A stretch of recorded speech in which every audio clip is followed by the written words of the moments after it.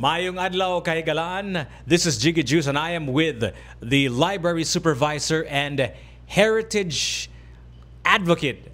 Ang ako ang long-time friend, Cabino Guerrero. Mayong adlaw nimo, sir. Mayong adlaw ka natuntunan. With his kaning signature cap. Sir, pasabta ko na imong cap. Sir, mura man kang Rizal nga cap. Sir, tinuod ba na sir kang Rizal na dili? This is called a bowler hat, Okay. or a derby hat. And then yes, Jose Rizal once upon a time used this. This is very popular in Europe, so I think he picked it up in Europe. But I always wear this because my dear friend, mi querido Carlos Celdran, the greatest walking tour guide in Manila, gave me this. Oh, wow. He jokingly knighted me in the Order of Damaso. So, although this is no longer the original hat that they gave me, it wilted already. So, I have to buy. I have lots of these because I'm paying homage to a dear friend, mi querido Carlos Celdran. Can I say Carlos Celdran, I remember, is a very controversial kaning tour guide, right? Yes. Tell me about, can you remind us, sir, unsa gini siya iyang story? He is a tour guide, but theater ang iyang origin. So, he does a theatrical tour of Intramuros. So, ang iyang tour dili siya not the ordinary tour na that is the he does it with flair and theater na ay mga antics niya, na siya mga props na siya. And he walked like, imagine that during that time there was 900 to 1,000 and he will have 45 people walking with him on a regular walk. And then he also had the Emilda tour, which goes around CICC, Cultural Center of the Philippines. And then it transformed into a musical theater. And I think Mike Dino and friends brought him. I remember watching it at Country Club. Yeah, and then, So what made him so controversial, si tour guide Celdran? because he is the reproductive bill health law. Okay. The bill he was an advocate for that. So Catholic Church was so angry with him, and then there was one of his stunt was there was a church meeting at the Manila Cathedral, and he entered wearing his Jose Rizal attire, and he put a placard, Damaso. Okay. And that offended the religious feeling of the Catholic Church, and he got jailed for that. Okay. What was so offensive about holding up a kaning placard nga Damaso to the church? Nganong offensive man kay na, sir? Well, he is Damaso is the character in the Jose Rizal No Limitang Here, and Damaso is in opposite to Padre Sibal. Padre Salve is the worst representation of a Spanish friar. So Why, sir? Why? Pardon my ignorance, because I should have been reading or listening to my teacher back then. But can you please refresh us? On the first chapter of No Limitang Here, they were nag-ilog sila sa batikon sa kuan, and Batikon, the food? Batikon? they were served at the dinner at the house of Kapitan Tiago. Okay. And it was tinulang manok. Okay. Ang gailog sila sa batikon kay lami man ang batikon. Lami man gyud ang batikon. And throughout the No Limitang Here, he represented the evils of the Spanish friars during that time, which was a reflection of what really happened during the Spanish colonial period. Government was absentee government because the Governor General is always the Governor General of the Philippines has 2-year term, and every 2 years they would change, and the Governor General is always from Mexico, and from Mexico to Pilipinas 6 months. So what do you mean? The travel? The travel It time. took 6 months from Acapulco, Mexico to Cebu, to the Philippines, 6 months. 6 months. That's how long to travel. Oh, for the sailboat, because we don't have steamer during that time. So, your term, if you are Miss Jiggy, I'm the King of Spain, I hereby appoint you as the Governor General of the Pilipinas. Okay. Your term start in Mexico, and you travel 6 months, and then you are welcome in the Philippines, and you stay in Malacanang for 1 year, and then after 1 year, you have to travel again back to Mexico. So 1 year agad mo in effect. 1 year, Jud. So, the people here are what remain here are the priests or the friars, and the Dominicans killed Diego Bustamante. Okay. The Gobernador General who brought an order from Spain. Okay. The King of Spain said that the Dominican lands should be divided and returned to the people. Okay. That's the very first agrarian reform. Okay. And the Anglo-Dominican mob met Diego Bustamante in the pier and then stabbed him to death. Okay. So that represents. So that was in the book, right? No Limit Ang Here. And Diego Bustamante is not in No Limit Ang Here. In No Limit Ang Here, but that was not necessarily just purely fictional, right? That was actually a reflection of Philippine society back then. Because Jose Rizal is an eye doctor. He doesn't only cure the eyes of it. He was not able to cure the eye of the mother. Nanay niya wala to niya maayo kay wala mo tuo yang mama sa iyang tambag. He opened the eye of the society. So dili lang mata pero ang nahigmata ang katawhan sa kadaot sa nga gibuhat. And this was a long time ago, back in the 1500s, right? Yeah. So, sir, when I hear the word friars, at least in history, murag medyo the word corrupt comes to mind, right? Yes. Nag-ingon sila nga ang kaning atong nasod karong mga panahon na in 2025, half a century after the Spaniards came, we have a culture of corruption.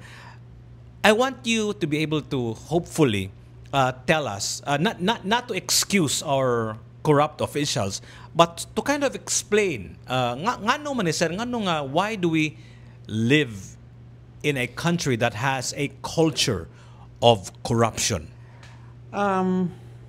Benigno Aquino once said that if you want to understand the politics in the Philippines, you have to read the politics of Latin American nation. And common to this is they were under Spain, and they were under Spain by because in the early days dili man to ang colonialization was in the guise man of Christianization, and Catholicism during the time muy prevailing religion of Mother Spain, and this was also brought.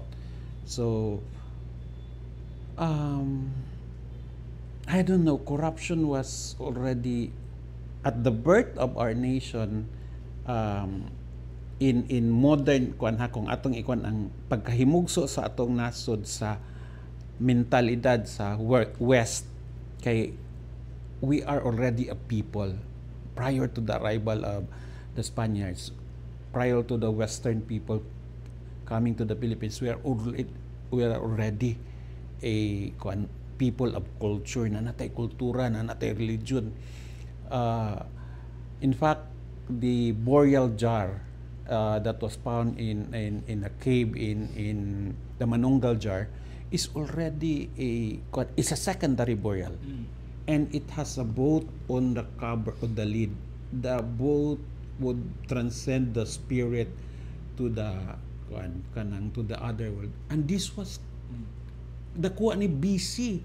Meaning wala pas Kristo na natay reliyon ang Pilipinas. Na natay konsepto sa espiritualidad. Or other life, Other diba? life. Kay ngano man ang imong gisudlan sa lubong o sa imong bukog nga naa may barko nga nang bangka nga kanang bangka mo man ay dala nimo pagtabok sa laing kalibutan.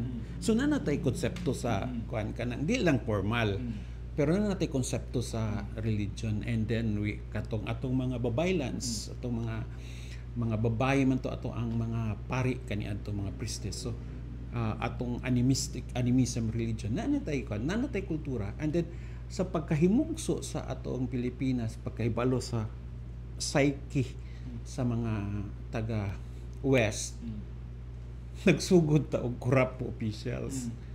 In fact, the very first usa sa orden ni Miguel Lopez de Legazpi, giinan siya nga kanang ayan na mo pangalot kay ningon ang mga katsila nga dato kay ang Pilipinas kay patiran ra nimo ang yuta naig bulawan mo gawas, but in reality ang mga lubong to nato, because the early Cebuano or early Filipino burial magbutang man tag mga treasure, magbutang man tag katong mga gamit niya, and gold mask is part of that.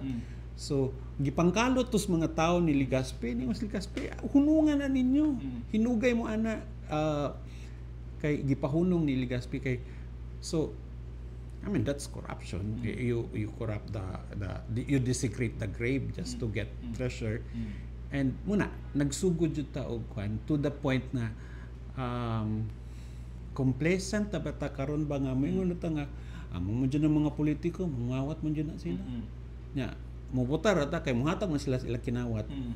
Pero nganong kana magong kultura, it doesn't happen overnight, di ba? Dili man na mahimo nga mukalit lang ka og kaning kayong ana overnight. So there must have been mura og continuous training, continuous indoctrination, continuous kaning exposure to it nga murag na normalize na ba? And we're talking about more than half a century, right?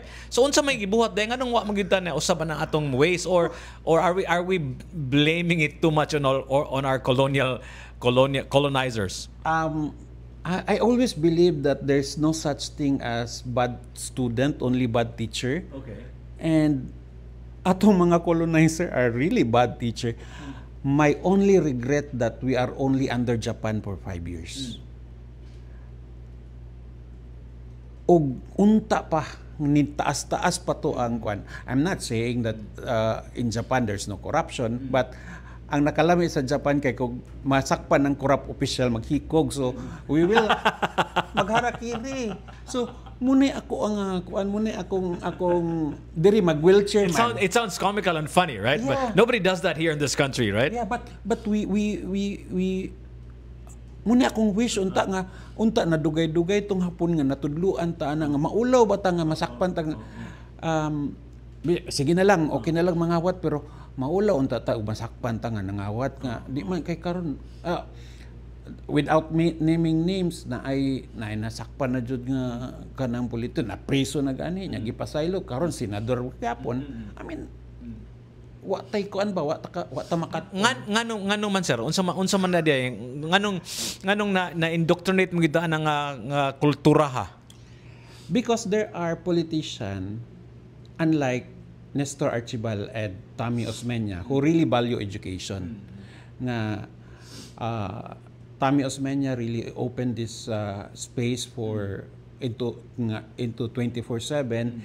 Unya pag kuan po ning Mr. Archibald iya pong kuan nga gi-promise nga once I assume office ibalik na to ang 24/7, because ganahan manguta atong mga tao ibol in term na namo sa Negros kanang ibol nga kanang grade 1 ra ba. Able, capable, you mean? Or ibol. What Binisaya na old Negrense na. Which means? Kanang kutob ra grade 1, kanang inosente. Okay. So keep the electorate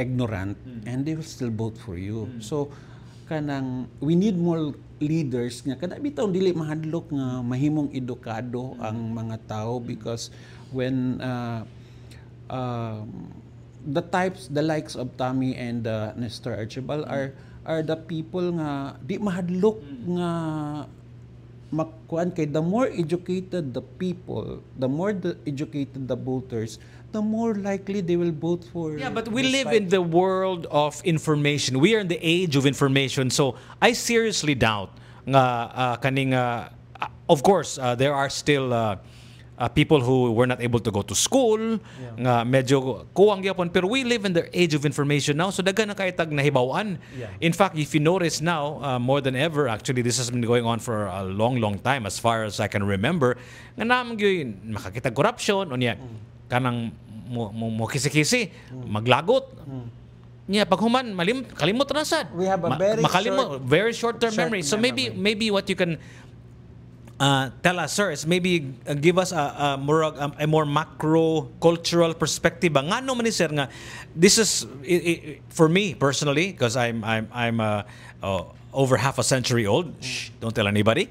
Kaning nakabantay na ko ani dugay na kay sanan. Nya pagum makalimot ra ta, balik na sad. Nga no man ni sir nga medyo kalimtanon man kay taas sa people. Nga no man ni sir? Tungod mo po na sa ato ang kuan ba, tungod na sa ato ang kultura sa Pilipino nga kanang mo balik ra gyapon na nga kitang kanang welcoming ta, we are the most friendly kuan, we are the most friendly people in Asia, kanang daghang gani nga mga foreign bloggers and content creator mingon nga Philippines is the best country kay ang mga tao kanang dali kay tang mo pasaylo. Murag usa na siya sa ato ang kuan, and then mo pasaylo, malimot, and then matagaan rata, makadawat ratag 50 kagatos, okay naman ta.